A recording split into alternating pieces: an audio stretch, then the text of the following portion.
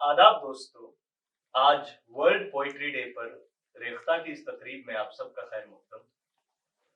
आज हमारे बीच कुछ शायर मौजूद हैं जिनसे कुछ बातें होंगी, कुछ सवालात किए जाएंगे उनसे जिनके जवाब हम तलब करेंगे उनसे।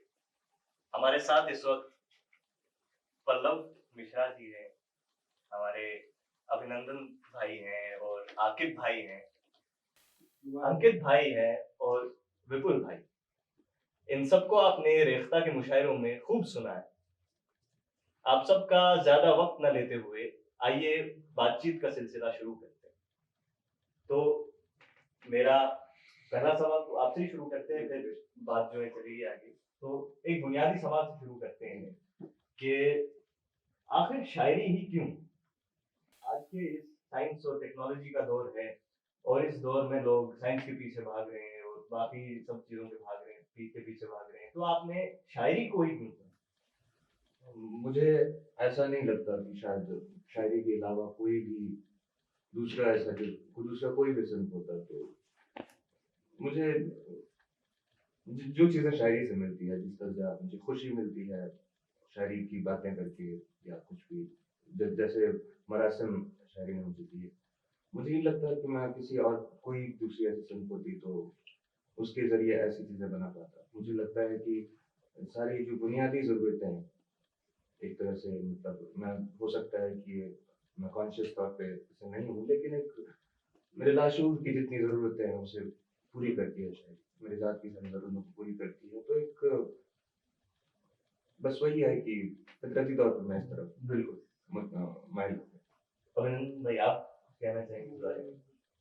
मेरा ऐसा मानना है कि हर दौर में साइंस और आर्ट किसी भी फॉर्म में हो, वो दोनों का एक जो है बैलेंस बहुत ज़रूरी है। कुछ खास लोग साइंस परस्यू करते हैं, कुछ खास लोग आर्ट्स परस्यू करते हैं।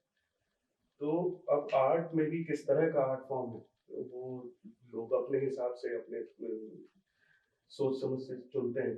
हमने शायरी चुनी क्योंकि ये हमारी आवाज़ थी, हमें इसकी कॉलिंग थी, या हमने सोचा कि इससे हमें अपनी बात कहने का एक ज़रिया मिलेगा, तरीका मिलेगा। हालाँकि शायरी जो है वो पूरी उम्र निकाल देती है उसी बात को कहलवाते-कहलवाते, लेकिन यही एक तरीका समझ में आया। तो जहाँ पर तक बात साइंस और इसके इसमें की है, ये सवाल ही मेरे हिसाब से जो है नहीं होना चाहिए। उसकी उनकी अपनी एक दुनिया है, वो वहाँ के लोग वहाँ जा रहे हैं। इधर आर्ट्स की अपनी एक दुनिया है और समाज जो है वो दोनों से बना है, दोनों से ही बैलेंस हो। यही मानना है। आतिफ भाई?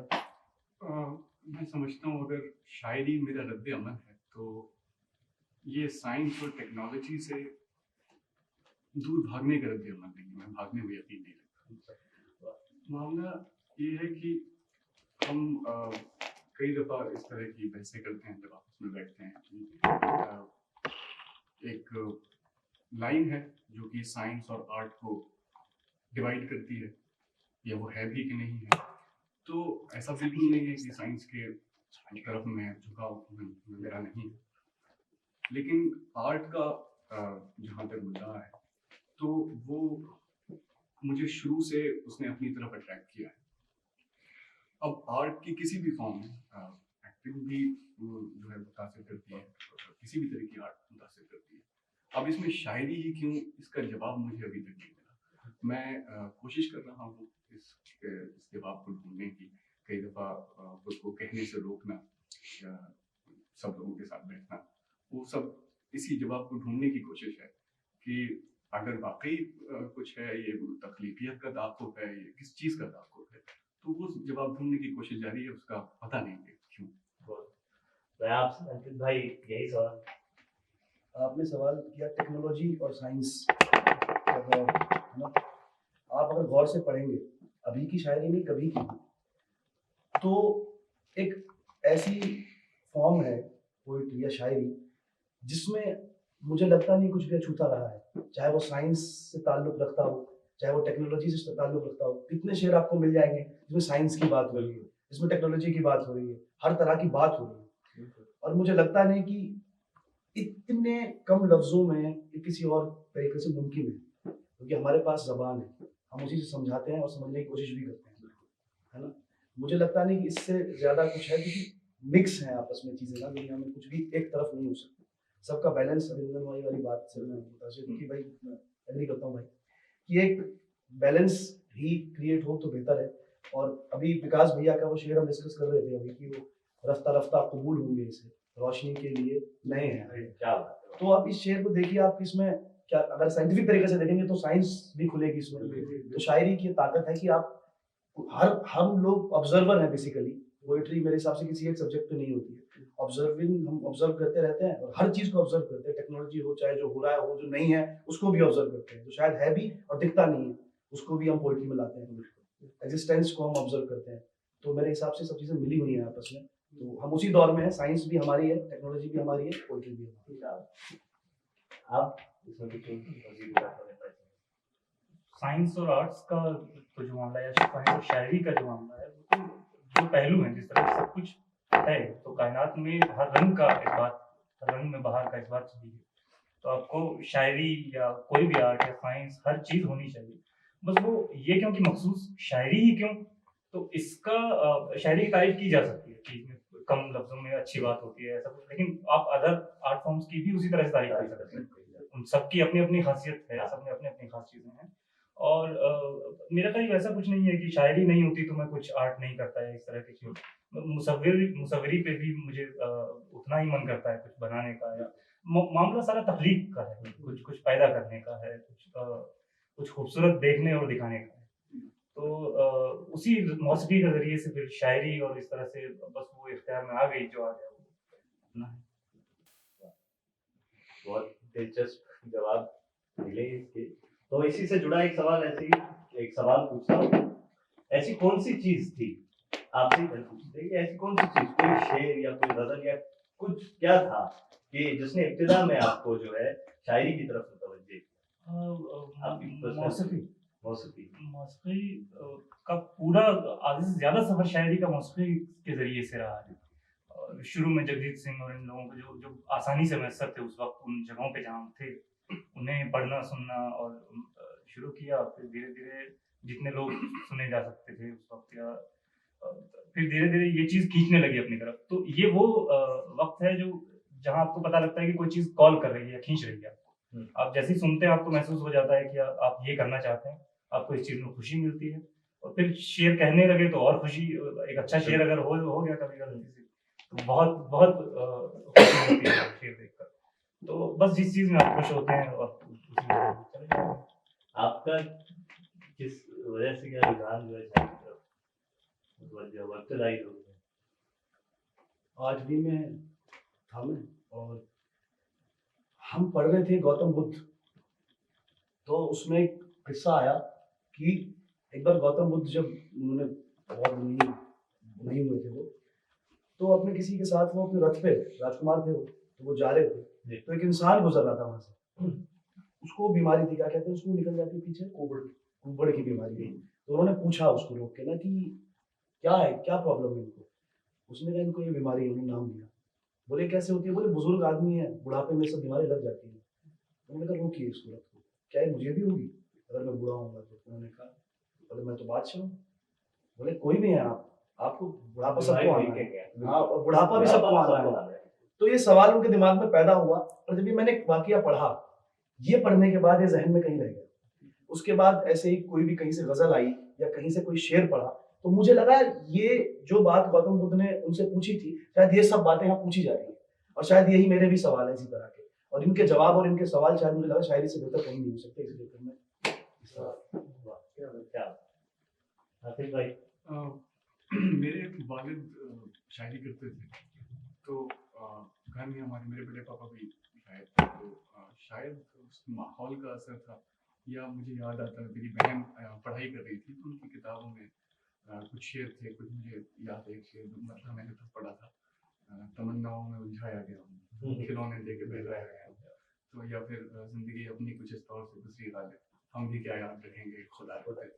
तो इस तरह के ये जो अशार थे वो याद हो जाते थे, और उसके बाद इन बातों का या इन अशार का कभी बातचीत में इस्तेमाल करना, ये चीज़ें बहुत अट्रैक्ट करती थी। तो मुझे ये नहीं पता कि शायद हो सकता है उस माहौल का असर रहा हो। और अभी भी मुझे याद है कि कई कहानियाँ या जो इस तरह की कविताएं होती थी, मुझे मैंने 5th 6th में पढ़ी होंगी, मुझे याद है इस तरह में से। तो मुझे लगता है कि शायद वो जो भी चीज़ थी अंदर जो उस तरह अट्रैक्ट कर रही थी, पूरी तरह से मुझे नहीं पता कि मैं आया भी हूँ शायरी में क्या आया हूँ। लेकिन कोशिश उसी की जारी है और मुझे लगता है वो रुझान शायद परवान चढ़ रहा मेरे साथ तो ये हुआ था कि मैं 12वीं में पढ़ता था और उस समय मेरे अंग्रेजी के उस्ताद थे, उनका नाम था अनवर इमाम गजल। वो एक दफ़ा एक सब्स्टिट्यूट लेक्चर देने आए थे और वहाँ पर उन्होंने गालिब की एक गज़ल गा के सुनाई थी। अच्छा। क्लास में वो गज़ल थी, किसी को देख के दिल को ये नवा संदेश पता डाला। और मुझे उसी दिन से जो है एहसास हुआ कि ये कोई ऐसी चीज़ है। मैं बहुत मुतासिर हुआ था, बहुत मुतासिर हुआ था। उसके बाद फिर मैं क्लास खत्म होने के बाद उनके पीछे पीछे गया भी था और उनसे कहा था कि ये क्या है, मुझे जानना है, क्योंकि मतलब मुझे किसी चीज़ का कुछ नहीं पता था उस वक्त। तो उन्होंने मुझे पहले तो भगा दिया। उन्होंने कहा कि 12th के बोर्ड शुरू हो रहे हैं, अभी इनमें मत पढ़ो, अभी इनमें पढ़ोगे तो फिर तुम्हारे स्कूलिंग खराब हो जाएगा।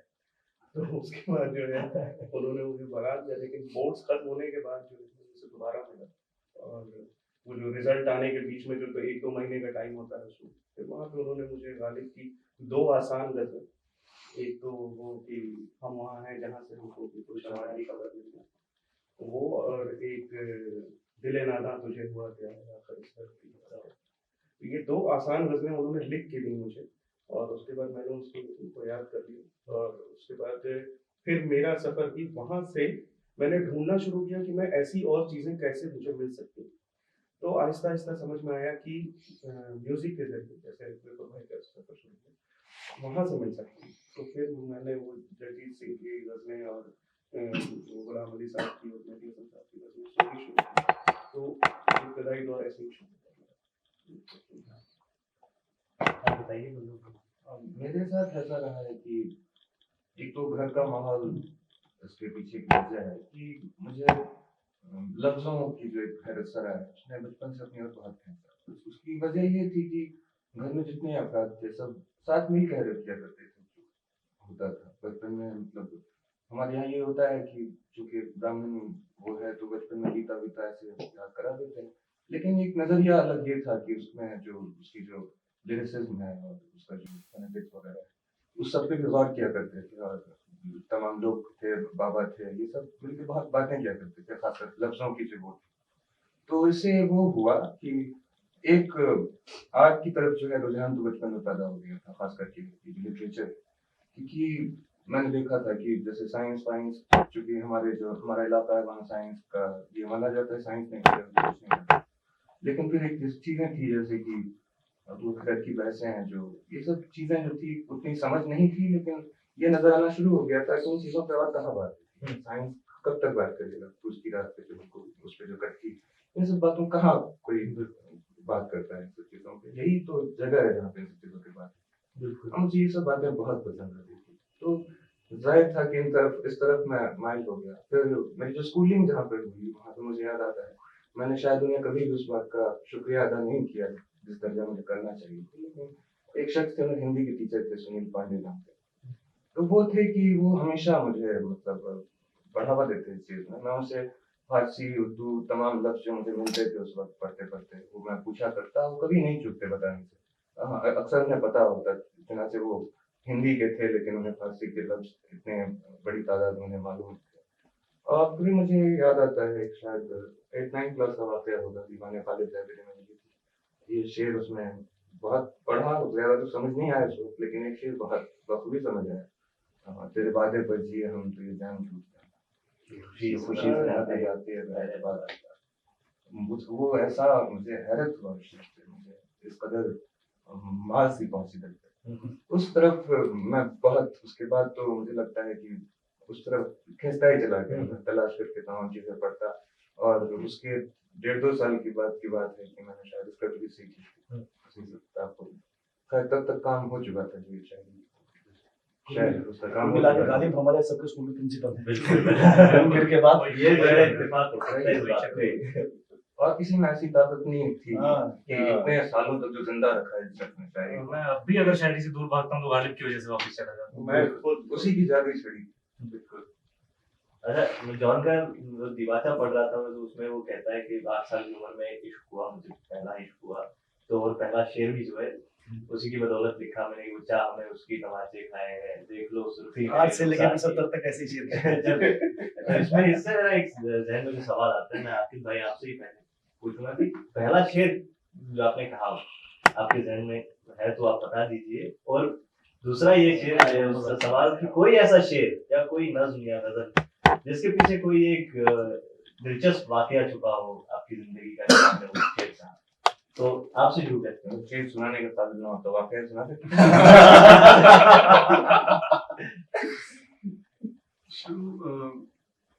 मुझे मैंने पहला शेर तो शायद तब लिखा था जब मैं 10th में था। मैं लिखा कहूँगा, कहा नहीं कहूँगा। तो जब मैं 10th में था शायद, उस वक्त तक तो इश्क मोहब्बत जैसा कुछ मामला नहीं था इधर। और फिर तब कहानी 2 शेरों के बाद खत्म हो गई थी। उसके बाद कभी कुछ कहा नहीं। फिर बीटेक जब मैं कर रहा था तब फर्स्ट ईयर मेरा ख्याल है, हाँ फर्स्ट ईयर में, तब मुझे लगा मुझे इश्क हो रहा है। अच्छा। तो उस वक्त कुछ ये कहीं थी, कुछ नज़में, लेकिन वो उनमें से कोई भी सुनाने के लायक नहीं। मैं शेर जरूर वो जो 10th में मैंने कहा था वो भी सुनाने के लायक तो नहीं है, लेकिन फिर सुना देता हूँ। कुछ उसका था, उसने तो हवाओं को अजीजों में गिना था, फिर किसने उस चिराग को बेनूर कर दिया। तो 10th में आपसे अरे बताइए, ये तो खुलासा हो जाए भाई। याद तो नहीं क्या कहा था, एक याद है वो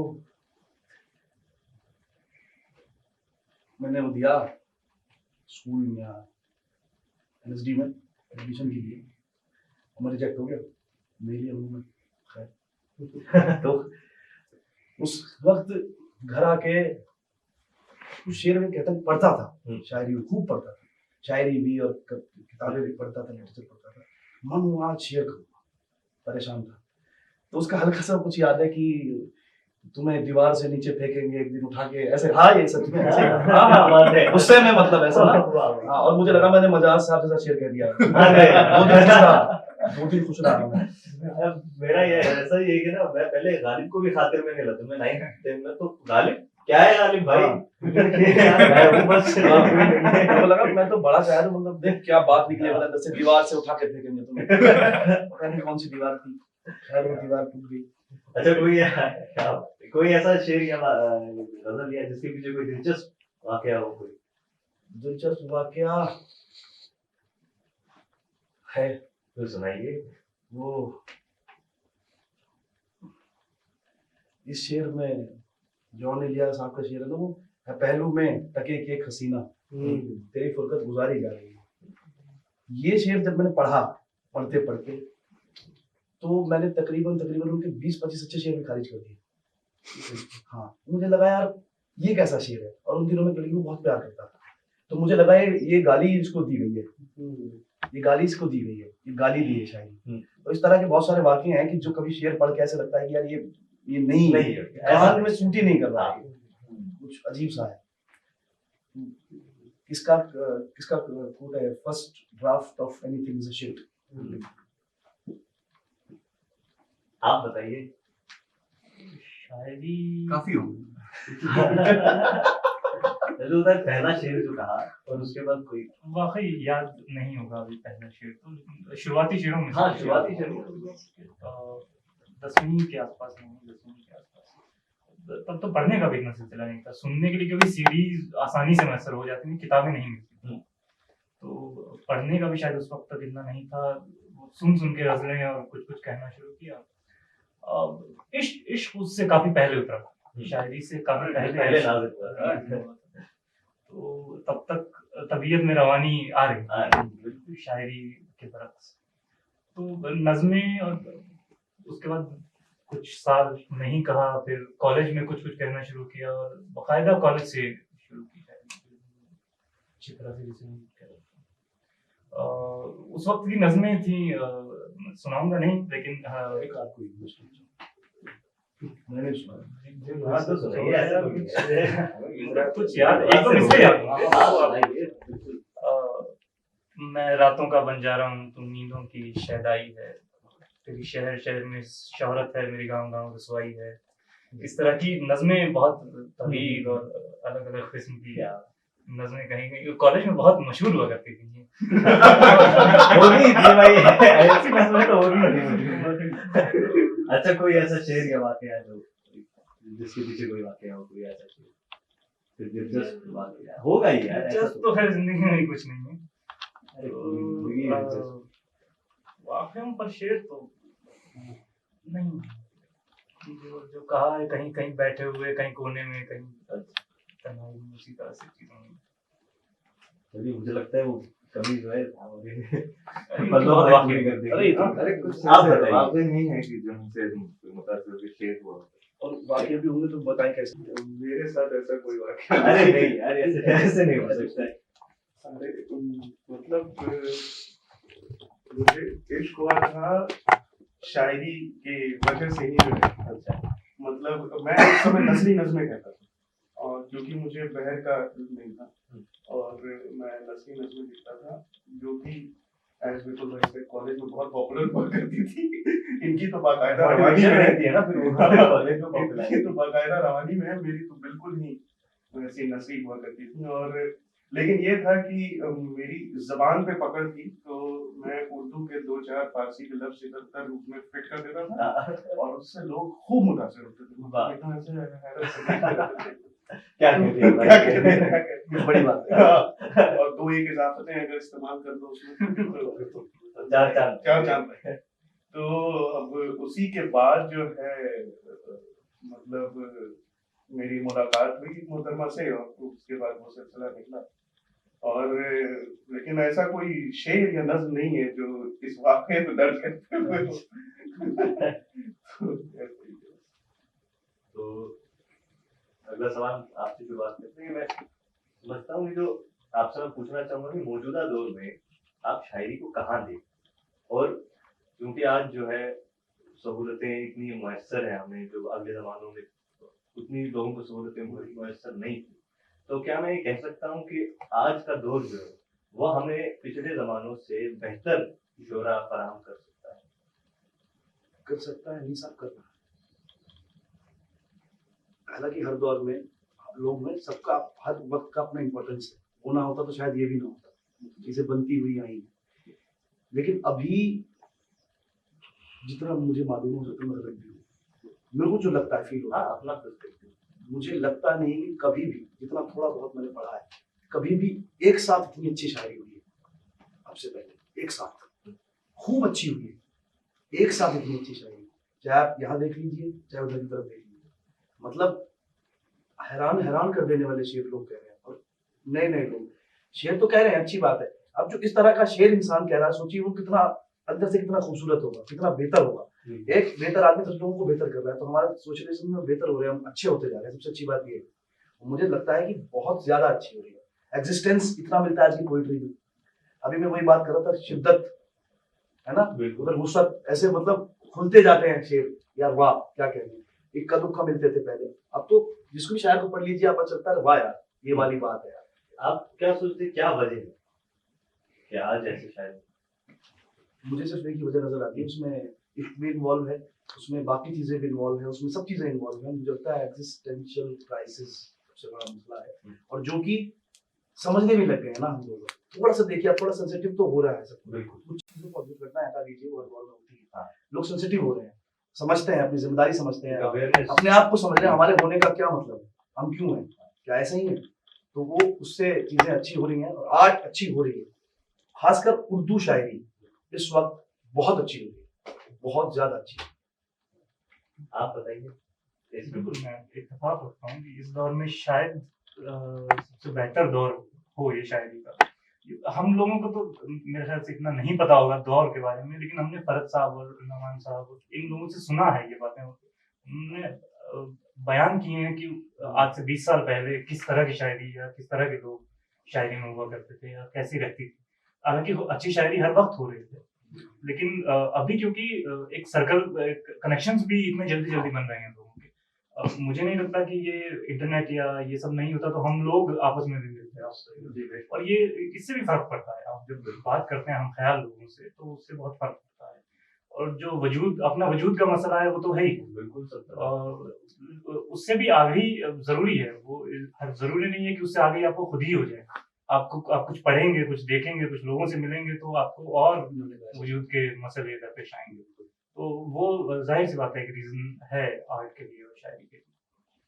आकिब भाई, आप कुछ इजाफा करना चाहेंगे? मैं दोनों भाइयों से मुत्तफिक हूँ। बस ये जरूर कहना चाहता हूँ कि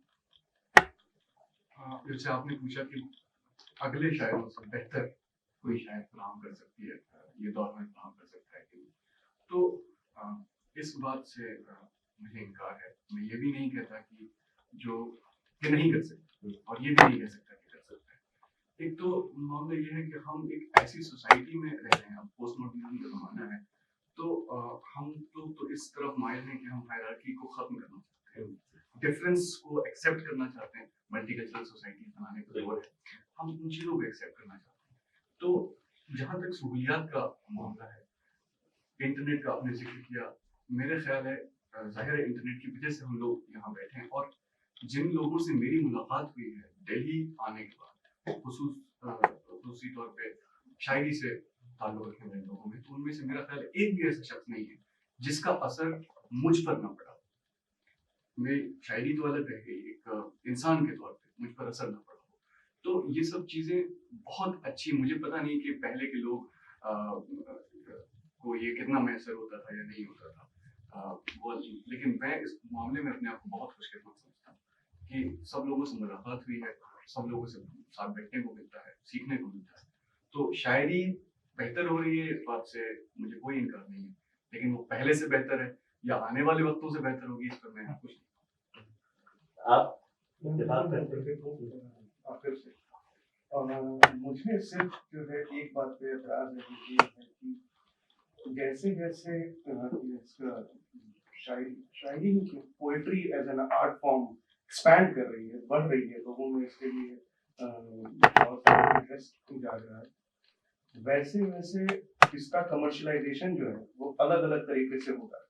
ठीक, उसकी वजह से लोग एज ए डिसिप्लिन इसको नहीं फॉलो कर रहे, लेकिन ऐसा है कि शायरी बहुत अच्छी हो रही है, और मैं इस बात से मुतफिक हूँ आखिर की, मैं ये बिल्कुल नहीं कह सकता कि पिछले वक्त से बेहतर है या आने वाले वक्त से बेहतर है। सब हर दौर में अच्छी शायरी हुई है, और हर दौर मुझे लगता है हर दौर में होती है। मुझे तो बल्कि इस दौर में थोड़ी बहुत बंदिशें भी नजर आती हैं। मैं भी यही बात मेरे ध्यान में थी कि जितनी सहूलियात है हमारे पास, उतनी ही बंदिशें भी हैं। बेशक, क्योंकि एक तो है कि गुर्बत है हमारे पास, हम ख्याल लोग हैं, और बेशक हम बात करते हैं, ये कई चीजें समझ चुके हैं। मतलब ऐसे कि जैसे शायरी मुशाहिदे का फन है, मुशाहिदे के लिए आपको वक्त चाहिए, दिमाग की तवानाई चाहिए, और उसके लिए आपको चाहिए कि आप अपने अंदर के फजा को बरकरार रखें उस मुताबिक। तो बेशक यही बात है। और हाँ, हम ये तय नहीं कर सकते क्योंकि हमने पिछला दौर देखा नहीं है, पिछले दौर में हो सकता है कि हम जितनी पैनी नजरों से आज के दौर को देख रहे हैं उससे शायद 1% नजर कभी वो नहीं होगा। लेकिन हाँ, ऐसी बात है कि पिछले जमाने के जो हैं, जो लोग हमारे बीच मौजूद हैं, जैसे काशर महाराज हमसे मिलते थे, उन्होंने गुलाब फजा वगैरह के वक्त की दिल्ली देखी है, तो वो कहते हैं कि दिल्ली में बहुत बाहर वापस लौटा है। तो ये सब चीजें हमें हौसला तो देती ही है। हौसला किसी भी चीज के लिए है अच्छा, किसी भी दौर को हौसला मिलता रहे तो बेशक आगे जाएगी। ये तो वक्त ही तय करेगा कि आगे क्या होगा, लेकिन बेशक फजा बहुत अच्छी है और मुझे फजा में अच्छा लगता है इंसान से, तो इस तौर पर कह सकता हूँ उम्मीदें हैं, लेकिन हाँ कुछ तय नहीं है।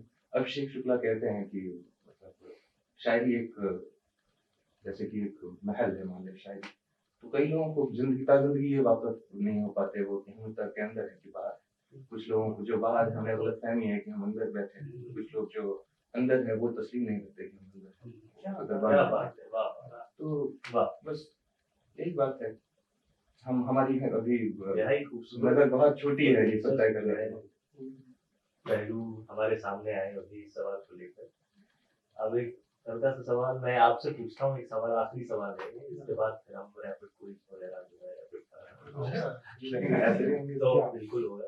तो सवाल ये है कि अमूमी तौर पे जो है ना लोगों का तसव्वुर है कि शायरी जो है इश्क और आशिकी की बस यही बातें होती है, उसमें और कुछ नहीं, बस आशिकों की एक चीज है तो उसमें इश्क और आशिकी की बातें होती है।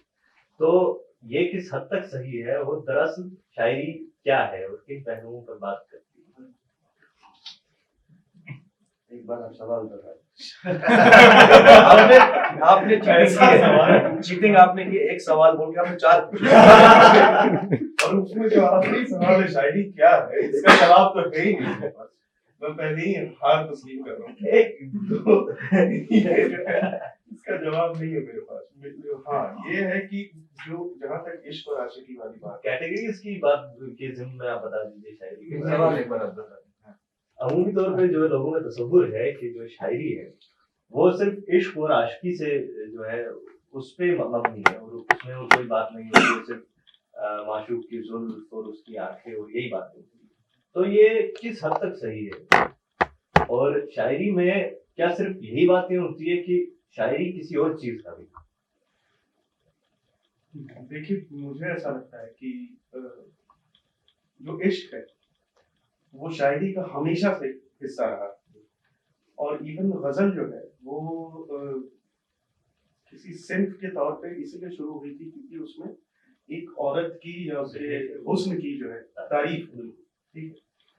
तो लेकिन ये बहुत ही शुरुआती दौर की बात है और आहिस्ता आहिस्ता जैसे जैसे शायर जो है बाकी के फलसफों से पढ़ने लगे या उससे अवेयर होने लगे तो उन्होंने उसके हिसाब से भी शेर कहने शुरू किए।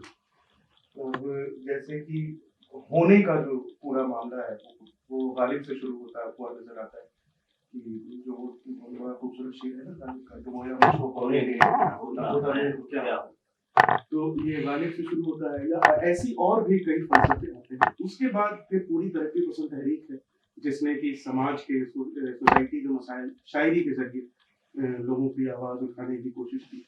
तो ऐसा नहीं है, और भी ऐसी कई अंदरूनी लड़ाइयाँ हैं जिसको कि शायर को बताना होता है किसी तरह से और वो उसके पास वही एक जरिया है क्योंकि उतना ही आता है। अब बानी की शायरी अगर हम पढ़ते हैं तो उसकी पूरी शायरी में अंदरून से लड़ाई है और वो उसकी बीच में जो है शेर कह रहा है। और ऐसे कई शायर गुजरे हैं जिनकी शायरी में आपको और इश्क और आशिकी बहुत ही प्योर जो है एक इमोशन है, बहुत ही प्योर इमोशन और वो आएगा ही आएगा, वो शायरी का हिस्सा होगा ही होगा, आप उससे अलग जा ही नहीं सकते, ये नामुमकिन है। और इसी तरह से जो भी ऐसी इमोशंस हैं जो अपने पूरी प्योरिटी में पूरी जवानी में आपके अंदर उभरते हैं वो शायरी का हिस्सा बनते ही बनते हैं। जैसे कि आपको जलन जेलसी जो है वो भी कभी का शायरी का हिस्सा बनती है, रकाबत की, अदावत की, मोहब्बत की, ये सारी चीजें शायरी का हिस्सा बनती है क्योंकि वो जो हर इमोशन जो है वो जो भी बयान के काबिल है और अगर आपको लगता है कि आपके पास अल्फाज बराबर हैं तो आप उनको बयान कर सकते हैं, आप करें।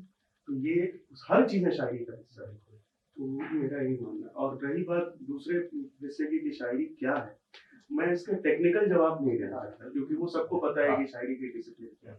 एज अ फिलोसॉफिकल आंसर मेरे पास इसका जवाब अभी नहीं है, मैं उसकी तलाश हूँ कि शायरी क्या है।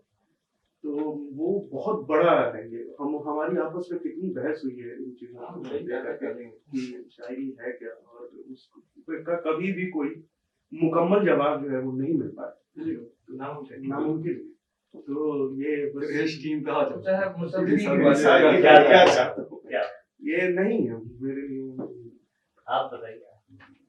मेरा मानना ये है कि देखिए अगर हम एक अपने पूरी ह्यूमन सोसाइटी को एक काफिले के तौर पे मान लें तो हम किस तरह जा रहे हैं। हम लोग आखिर में सिर्फ और सिर्फ मोहब्बत करना चाहते हैं। मेरा मानना है कि जब सब कुछ खत्म हो तो शायरी को जो लोग ये कहते हैं कि शायरी सिर्फ इश्क या आशिक या माशूक की बात करती है तो मुझे बहुत अफसोस है कि वो लोग ना तो शायरी को समझते हैं और ना ही इश्क को समझ सकते हैं। क्या बात क्या बात। मामला ये है कि देखिए हमारे यहाँ कॉग्निटिव लिंग्विस्टिक्स में जब आप जाएंगे तो लैंग्वेज का आई रिचर्ड्स वगैरह इन लोगों की पूरे पेपर्स हैं इस पे,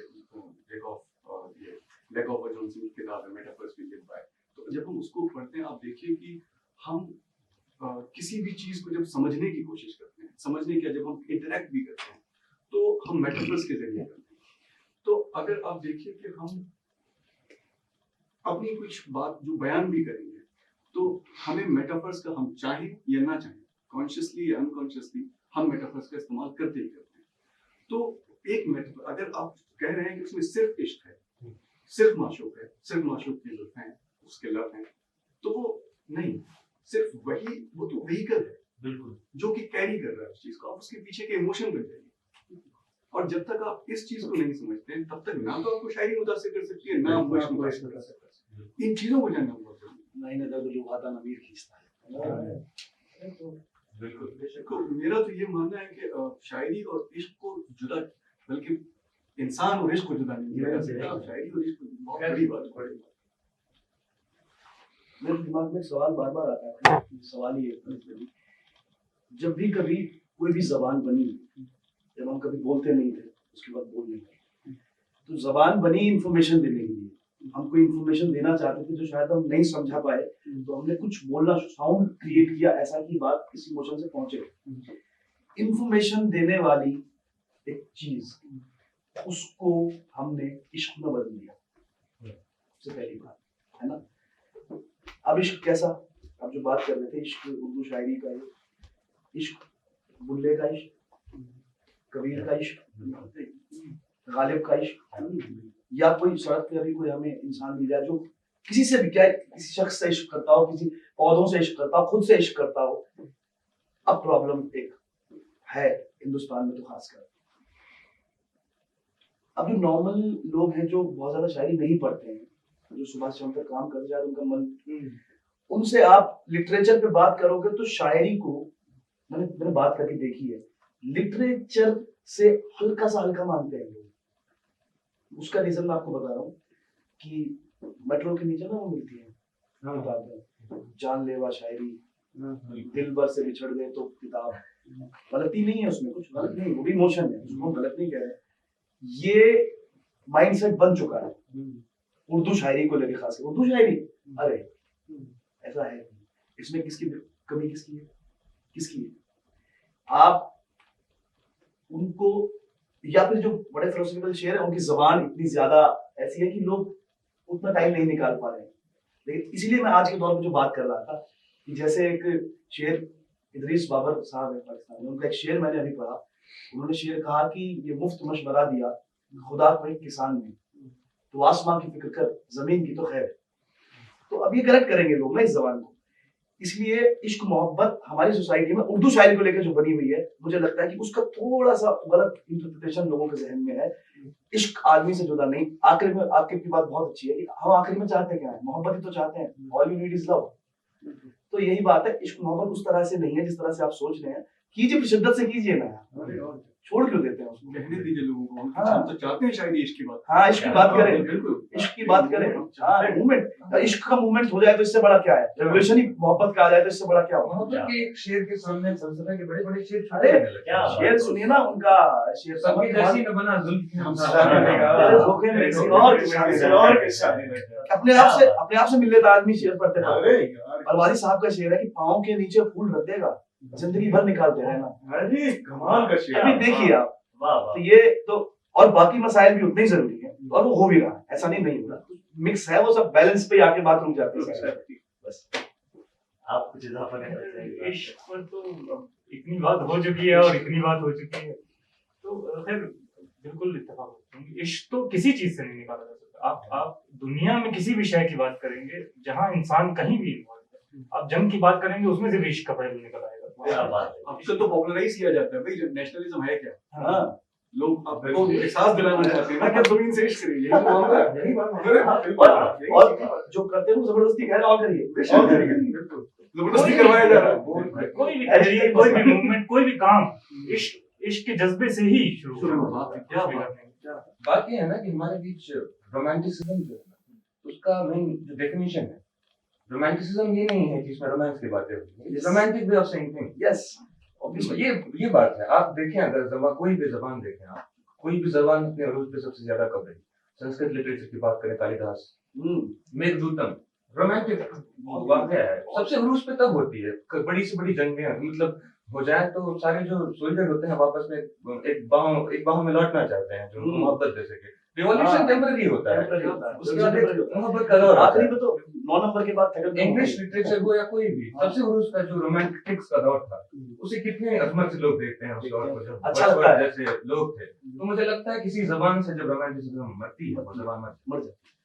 मेरा ये भी मानना है कि जब लोग इस तरह के सवाल को उर्दू शायरी से जोड़ते हैं या उर्दू अदब से जोड़ते हैं, खासकर शायरी के पर्सपेक्टिव में, तो लोग एक नीची निगाह से भी इसमें तंजिया बात कहते हुए नजर आते हैं। Yes. अब इसमें दिक्कत ये है, असल बात मेरे हिसाब से ये लगती है कि हमने इस इमोशन को, इस जज्बे को, इश्क जिसको कहते हैं, इसको एज अ सोसाइटी कर्ब किया है, दबाया है। हमेशा और इसको दबाने की वजह ये थी ना कि जब इंसान शिद्दत से इश्क करने लग जाता है तो वो अंदर से फ्री हो जाता है, और उस फ्रीडम को हुक्मरान बर्दाश्त नहीं करते हैं। वो हर दौर की बात है। हाँ क्या नहीं बात उस करते हैं। फ्रीडम को हुक्मरान बर्दाश्त नहीं कर सकते, और जब वो बर्दाश्त नहीं कर सकते उस बात को, तो इसलिए वो एज अ सोसाइटी दबाई जाती है। दवाई बहुत तो हमें जो है इसीलिए इश्क शायरी में जिंदा रखना चाहिए, ताकि कम से कम लोग इसको समझते रहें कि ऐसी एक चीज है जो बयानी के काबिल है और इसको बयान करते रहना जरूरी है। अमीर इमाम ने अपने विभाजन में लिखा है कि हम इश्क की बात करना बंद कर देंगे जब लोगों को इश्क होना बंद हो जाए। हाँ अगर हो जाए तो फिर तो और बातें करनी, अगर बंद हो भी जाए तो फिर तो और बातें करके जिंदा किया जाए। और बात करेंगे क्या, आप जितनी बातें करेंगे वो इश्क ठीक पे आएगा, ठीक पे कोई आएगा। प्यारा बनकर जंग चल रही थी, मुझे 2 कंट्रीज की कहीं जंग थी, और ये वाकया सच का है। क्रिसमस का दिन आया तो गोली नहीं चली 2 घंटे तकरीबन, दोनों आपस में ना एक 2 टुकड़ी फौज की लड़ रही थी, 2 घंटे गोली नहीं चली। उनके भाई मोशन था आज क्रिसमस है, आज हम नहीं चलाएंगे फायर नहीं। उधर भी यही था, दोनों मुल्क में जहाँ क्रिसमस मनाया जाता है। और क्या हुआ, एक सोल्जर उठा एक तरफ से और उसने उठ के खड़ा हो गया, वो कि गोली लगेगी तो लग जाएगी, इमोशन इतना ज्यादा भरा हुआ था कि नहीं लड़ना है, खड़ा हो गया। उधर से एक और खड़ा हो गया, ग्रीट किया उन्होंने आपस में क्रिसमस पे, और उन्होंने नाचा वहां पे आधा घंटा तकरीबन। और उस दिन जंग अगले दिन फिर हुई, लेकिन वो चाहते क्या थे, देखिए ना, वो चाहते यही मूवमेंट थे, हाथ मिलाए गले लगे वो आपस में कि हम क्या करें, हम मजबूर है। वो वाली बेंदर वाली बात है कि हुक्मरान वो दबाते हैं, दबाते वो हैं। चाहते करने हैं, वाले कभी जंग नहीं जाते अंदर से, तो मोहब्बत ही चाहते, कहते हैं यार नहीं अच्छा लगा। नहीं कराने वाले जो हाँ, भाई जाते हैं वाले। जंग करने वालों को सबसे ज्यादा एहसास होता होगा मोहब्बत क्या चीज है। वही सबसे ज्यादा उन्हीं को होता है, सबसे ज्यादा उन्हीं को होता है। ज्यादा ऐसा सबसे ज्यादा किसी को सोल्जर को देखिए आप वापस घर आता तो कैसा सा होता है, चेहरा देखिए आप, वैसे होता है कि एकदम इमोशन बयान नहीं हो शायद वो परफॉर्म भी नहीं हो सकता उतनी शिद्दत से। आपके जवाब सुन के मुझे लगता है कि मेरे सवाल का जो है हक अदा हो गया होगा। जरूरी मकसद जो है बहुत जरूरी हाँ, है, बहुत अच्छे सवाल। जितना भी मुगालता वो इसका वो मुझे लगता है अभी दूर हो गया होगा। है कोई लोग आपस में ये बात पे बात नहीं पर हम सबसे कह रहे थे हम बहुत इश्क चाहते हैं, प्यार से देखना। वहाँ सारी बातें तमाम हो जानी मुबाहिसे का कुछ देर देर तो अब बहुत सीरियस बातें जो है संजीदा बातें होगी, तो अब थोड़ा रैपिड फायर कुछ सवाल ऐसे तैयार किए मैंने पहले आपसे, क्योंकि आप था आपसे पूछते हैं 3 सवाल मैं आपसे पूछूंगा, आपको एकांत में जवाब देना है जो आपके दिमाग में आता है, ठीक है। उसके बाद फिर 3 शायरों का नाम मैं लूंगा, और जो पहला चीज आपके जहन में आती है, पहला लफ्ज जो आपके जहन में आता है, उस शायर का नाम सुन के आपको बताना। लफ्ज बताना। हाँ लफ्ज। अच्छा ठीक है, तो खामोशी में जवाब माना जाएगा। वो शायरी किसी का नाम सुन के आदमी तो माना, और जब साहब का नाम लेंगे तो चुप हो जाएगा। सुना नहीं यार, आप बता दीजिए। अब मैं अच्छा ठीक आप समझ जाएंगे, ठीक है। तो पहला सवाल जो है मेरा ही आपसे पूछता हूँ, चलिए एकांत में जवाब देना है, ठीक। आपका पसंदीदा शायर जॉन या फराज? मीर का कोई शेर? कहे हैं मीर को मारा गया शब उसके कूचे में, कहे हैं मीर को मारा गया शब उसके कूचे में, कहीं वहशत में शायद बैठे बैठे उठ गया। अरे यार, क्या बात है, वाह वाह वाह, क्या बात। अच्छा, मैं शायर का नाम बोलता हूँ, आप जो जहन में आता है आप बताइए। ठीक है, तो मिर्जा गालिब। दामाने ख्याल है यार। क्या जोश भरी आवाज। जीरो बम। जॉन एलिया। अच्छा है। अच्छा है, क्या हो? आपसे पूछते हैं सवाल, तो किस किताब का आप पर सबसे ज्यादा असर है?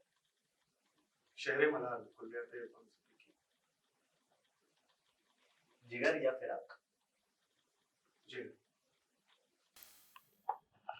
फैज का कोई शेर अरे जो एक आदमी काम फैज कोई राह में जचाए, कुएं यार से निकले सो यार, क्या। अच्छा, मैं शायर का नाम बोलूंगा तो जो पहला हर्फ आपके जहन में आता है बताइए। मीर तकी मीर। पहला हर्फ जो मेरे ज़हन में पहला लफ्ज। खुदा। अहमद फराज।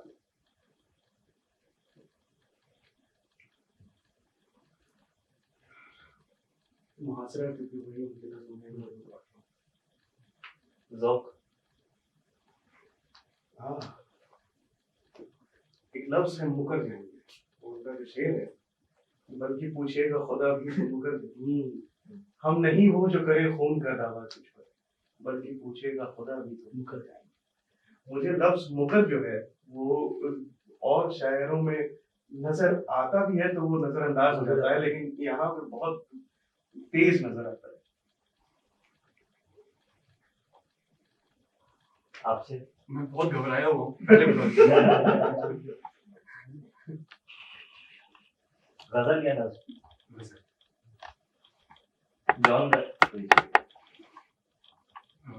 क्या है वो तमसील, बेमिसाल। एक हुस्न बेमिसाल की तमसील के लिए परछाइयों पे रंग गिरा। वहीं से परछाई निकला। जोश या इकबाल?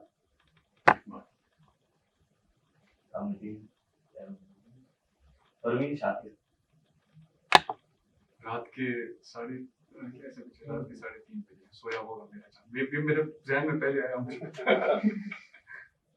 फैज। फैज, अरे आजकल बहुत संभाला वफा का पैमा मगर बरसी का। एक लफ्ज बताइए, जो एक वर्ड आता है, हमें एक वर्ड में सिमटना है आपको। अब एक शेर बता दो। मोमिन। मोमिन। मोमिन खालिद। वादा। मुझे याद हो गया। आपसे इन सवाल आसान पूछना। यार। आखिरी किताब आपने कौन सी? आखिरी किताब अभी तो पढ़ी ना, मतलब जो ये पढ़ के खत्म की, खत्म नहीं की मैंने। मैला आंचल। और मंटो का कोई अफसाना जो सबसे आपके दिल का ही? मंटो के बहुत अफसाना बहुत पसंद है मुझे, आंखें। आंखें। क्या कमाल। बानी या इरफान? अरे ये सबसे मुश्किल सवाल। मेरा ख्याल है 4 लोग एक जवाब देंगे और मैं दूसरा दूंगा। अब ये खामोश हो गए। इसी सवाल का जवाब खामोश है। मैंने कोशिश की है ऐसे शायद रखने की जिसमें खामोशी ना हो बिल्कुल। जवाब दीजिए। अब 3 शायर, जो पहला लफ्ज आता है आपके जहन में जो भी, तो जिगर मुरादाबाद। टैक्सी। क्या बात है, टैक्सी। बहुत उम्दा। वाह वाह वाह। फिराक। मतलब कहीं नहीं चल जाती। फिराक। फिराक साहब, स्कूल में ना हरे रंग की पतली डंडी होती जो दिखती थी बिल्कुल ऐसे, लगती बहुत तेज थी, छड़ी। अच्छा, बानी। इसको कोई कैसे डिस्क्राइब करे? बानी के लिए, बानी साहब के लिए एक लफ्ज दिमाग में आता है, पिकासो। क्या? आखिर आपसे 3 सवाल करता हूँ कि पहला सवाल है कि वो शायर जिस पर आपको रश कोई भी शायद कोई नहीं, कभी बहुत आसान जवाब था ऐसे हमसे नहीं पूछे। अच्छा, इरफान सिद्दीकी का कोई शेर? अरे यार शेर ही शेर नहीं, यहाँ पे एक शेर सुना। एक से सुना था भाई। एक चीज सुनाना मुश्किल होता हाँ, है। यही तो है, एक शेर सुनाना है आपको जो आए जहन में बता दीजिए। सोचा नहीं तो बर्फ सा पानी तुम्हें जला देगा, हाँ। गिलास लेते हुए क्या बात। गालिब या मीर?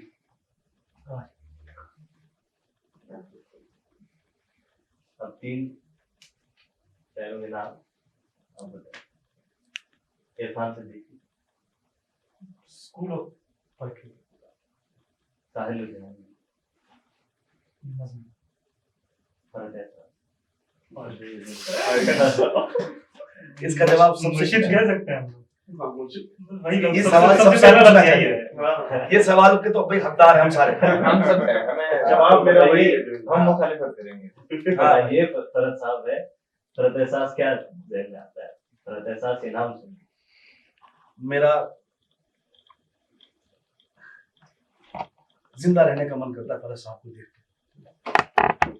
मैं सांस ले सकता हूँ देख के उनको पूरी मैं जिंदगी। उस शख्स को तहकीक के लायक समझता हूँ। मैं वाकई अभी मेरा पीएचडी होने वाला है। मैं कई बार सीरियसली सोच चुका हूँ कि मैं फरहत साहब पे काम करूँ। हमने बड़े लोग बहुत कम देखे हैं। हाँ, वो बहुत बड़े हैं। वो बहुत बड़े मतलब डीप ब्रेथ होती है ना एक, उनको देख के रिलैक्स हो जाता हूँ मैं, सांसें धीरे हो जाती है। अजीब सा आशिक इश्क का माहौल हो जाता है कि कोई पीर फकीर बात कर रहा है, उसके सब आशिक बैठे हैं सामने सुन रहे हैं। बिल्कुल अगरबत्ती की सी खुशबू आती है, वो अजीब सा माहौल है, वो इस टाइम नहीं हो सकता वो। इनका फिराज साहब का शेर है ना, फिर आने वाली नस्लें तुम पे फख्र करेंगी। तो बस हम अब करेंगी। करेंगे। क्या बात है, बिल्कुल फरहत साहब, फरहत साहब।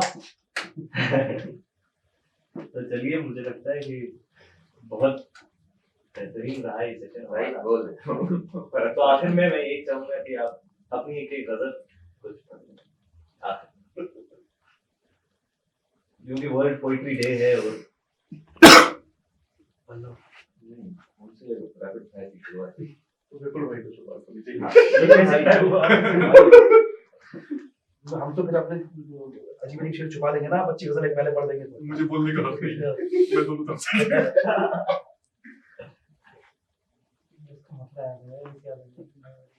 आखिरी नए वाले तो क्या आखिरी दीवार उधर के साथ कोई इंतजाम है, रुकता हूँ मगर चलूं के मेरे घर पे शाम है। क्या बात है, वाह। ये आँख ख्वाब ख्वाब थी, ये फूल रंग रंग, ये हुस्न रम्ज रम्ज था जो बाम बाम। हाय हाय हाय, वाह वाह वाह, क्या चीज़। पहचानता हूँ अपनी उदासी के रंग से, पानी पे तैरती हुई शब है कि शाम है। काई जमी हुई है समंदर के आसपास, काई जमी हुई है समंदर के आसपास, सब्जे का एक पयाम है और मेरे नाम है। हाय हाय हाय, क्या वाह। मजा गुजर हुई है। क्या बात है, चलो चलो, क्या बात है। क्या कहना ये हो गया ना। अक्स शफ़ाफ जो देखा तो सदाकत रोई, अक्स शफ़ाफ जो देखा तो सदाकत रोई, हाय वो झूठ जिसे तज के रऊनत रोई, हाँ हाय हाय, क्या बात। हाय वो झूठ जिसे तज के रऊनत रोई। बाद अज वक्त खुली मुझसे तबीयत की गिरह, बाद अज वक्त खुली मुझसे तबीयत की गिरह, जाते जाते मेरे होठों पे बलागत रोई, जाते जाते मेरे होठों पे बलागत रोई। दर बदर अपनी सदाओं को सवाली रखा, दर बदर अपनी सदाओं को सवाली रखा, कूबकू अपने मुकद्दर पे समात रोई। क्या कहने यार, दर बदर अपनी सदाओं क्या को बात सवाली है, रखा, बहुत अच्छा शेर है, वाह, कूबकू वाह। अपने मुकद्दर पे समात रोई। उस तरफ आओ तो बदबख्त से मिलकर जाना, उस तरफ आओ तो बदबख्त से मिलकर जाना, बेनियाजी से गले लग के मोहब्बत रोई। क्या कहने उस तरफ आओ, क्या बात है, उस तरफ आओ तो बदबख्त से मिलकर जाना, क्या अच्छा मिसरा है। बेनियाजी से गले मिल के मोहब्बत रोई। मैं वही खल्क शिकस्ता हूँ खुदा बंदे करीम। क्या बात है। मैं वही खल्क शिकस्ता हूँ खुदा बंदे करीम, जिस पे बरसों तेरे प्यारे की इमामत। हाय हाय हाय हाय हाय मैं हाय। वही खल्क शिकस्ता हूँ खुदा बंदे करीम, जिस पे बरसों तेरे प्यारे की इमामत।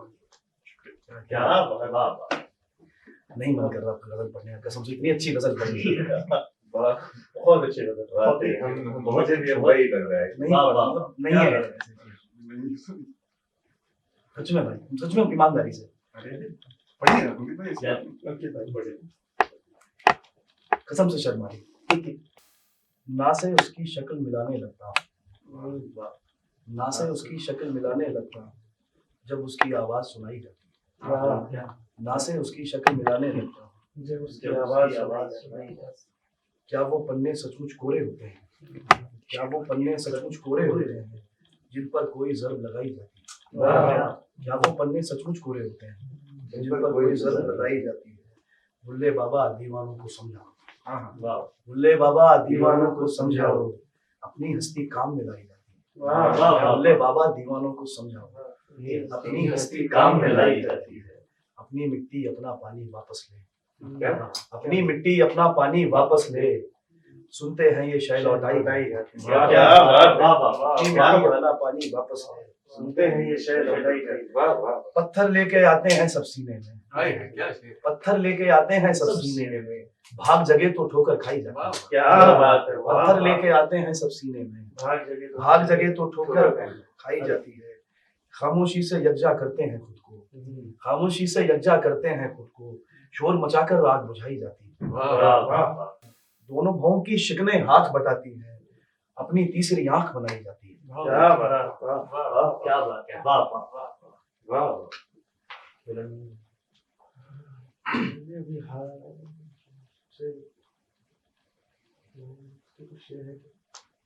अगरचे सांस भी लेना यहाँ पे भारी है, अगरचे सांस भी लेना यहाँ पे भारी है, लहू का रक्स बदन का कमाल जारी है। अगरचे सांस भी लेना यहाँ पे भारी है, लहू का रक्स बदन का कमाल जारी है। एक शेर है कि खतीबे मजलिसे जुल्मे शबे फिराक है दिल, क्या बात है, वाह वाह। खतीबे मजलिसे जुल्मे शबे फिराक है दिल, धड़क सी है जो ये सीने में आहुजारी है।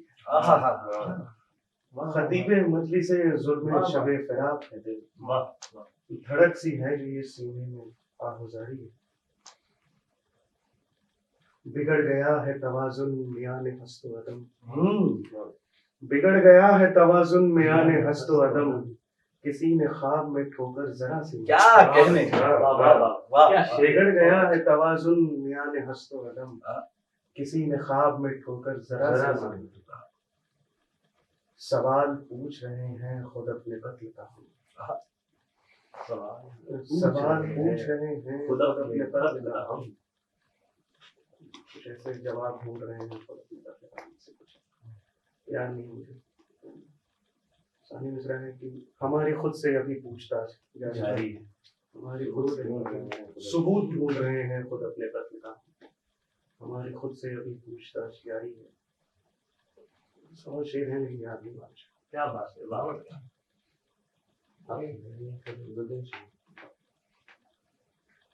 उसको क्या देखा, धड़कन ने साइकिल कर दी सीने पर।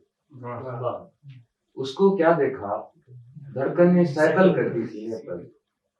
वो है अपने हुस्न पे नाज़ा, मैं अपने आईने पर। क्या क्या कहना, बात है, वाह वाह वाह वाह वाह वाह। वाह वाह। उसको क्या देखा, धड़कन ने साइकिल कर दी सीने क्या पर। बात, वाह वाह। वो है अपने हुस्न पे नाज़ा, मैं अपने आईने पर। वापस लौटूं लेकिन उसको कुछ एहसास जुर्म तो हो, कि वापस लौटूं लेकिन उसको कुछ एहसास जुर्म तो हो। जब दर खोलेगा टकरा कर गिर जाऊंगा जीने पर। क्या कहने, क्या बात है। जब दर खोलेगा टकरा कर गिर जाऊंगा जीने पर। मौत का सच तुम हमसे पूछो, कल शब हम सवार में। क्या मिसरा है। मौत का सच तुम हमसे पूछो, कल शब हम सवार में। सुबह हुई फिर जी कर देखा और राजी है जीने। वाह वाह वाह क्या अच्छा शेर हुआ भाई। कल शब हम 100 बार मरे, सुबह हुई फिर जी कर देखा और राजी हैं जीने को। बहुत अच्छा बहुत क्या वाह। क्या तो दोस्तों, इसके साथ आज की हमारी ये तकरीब इख्तिताम पर पहुंचती है। मैं उम्मीद करता हूं कि आज बहुत सारे सवाल और बहुत सारे सवालों के जवाब आपको मिल गए होंगे, और मैं सब अपने शायर हज़रात का शुक्रिया अदा करता हूं कि वो यहाँ आए और हमसे कुछ बातें की। एक सवाल हम तो पूछ सकते हैं आपसे? आप भी अपना कोई पसंदीदा शेर हाँ सुनाइए। मीर पे क्या आपके जहन? अब आप ऐसे तो नहीं जाने देंगे। मीर का शेर आता है मेरे ज़हन में कि मिज़गान तर को यार के चेहरे पे खोल, मिज़गान तर को यार के चेहरे पे खोल मीर, इस आब खस्ता चेहरे को तुक आफ्ताब। ये मिस हो जाता तो कैसे होता? कैसे है ना? चलिए, अलविदा, फिर मिलते हैं आपसे।